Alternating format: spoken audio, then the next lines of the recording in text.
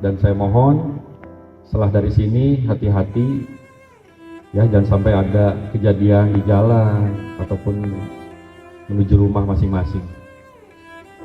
Selanjutnya perlu diinformasikan, hari ini sebelum pulang kita akan bagikan SK kalian ya.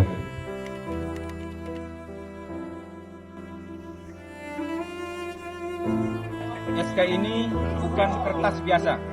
Kamu ingat bagaimana kamu, usaha kamu, cara kamu untuk mendapatkan ini.